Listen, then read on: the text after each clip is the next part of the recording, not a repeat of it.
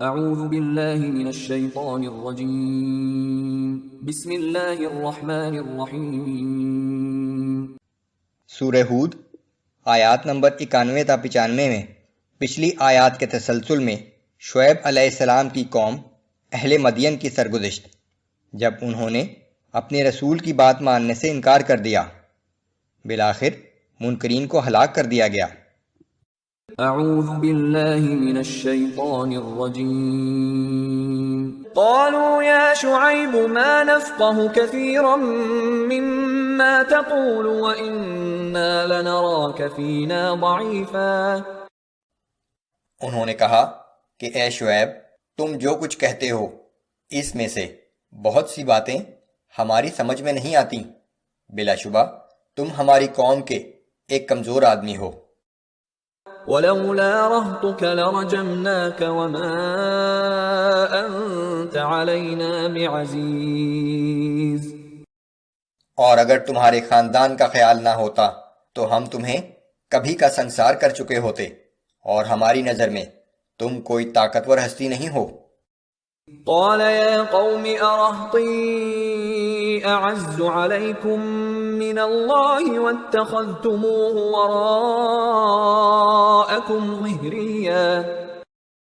شعیب علیہ السلام نے کہا کہ اے میری قوم کے لوگو، کیا تمہارے نزدیک میرا خاندان اللہ سے بھی زیادہ طاقتور ہے کہ تم نے اللہ کو بھلا کر اسے پس پشت ڈال دیا ہے؟ میں اللہ کا بھیجا ہوا رسول ہوں، لیکن تمہیں اللہ کا کوئی خوف نہیں۔ تمہارے نزدیک میرا خاندان اللہ سے بھی زیادہ طاقتور ہے۔ ان ربی بما تعملون محیط۔ بلا شبہ تم جو کچھ بھی کرتے ہو وہ سب میرے رب کے احاطہ علم میں ہے۔ وَيَا قَوْمِ اعْمَلُوا عَلَى مَكَانَتِكُمْ إِنِّي عَامِلٌ۔ اے میری قوم کے لوگو، تم اپنی جگہ کام کیے جاؤ، میں اپنی جگہ کام کیے جا رہا ہوں۔ سوف تعلمون من يأتيه عذاب يخزيه ومن هو كاذب۔ جلد ہی تمہیں معلوم ہو جائے گا کہ کس پر ایسا عذاب آتا ہے جو اسے رسوا کر دے گا اور کون جھوٹا ہے۔ وارتقبوا إني معكم رقيب۔ تم بھی اس وقت کا انتظار کرو، میں بھی تمہارے ساتھ منتظر ہوں۔ ولما جاء أمرنا نجينا شعيبا والذين آمنوا معه برحمة منا وأخذت الذين ظلموا الصيحة فأصبحوا في ديارهم جاثمين۔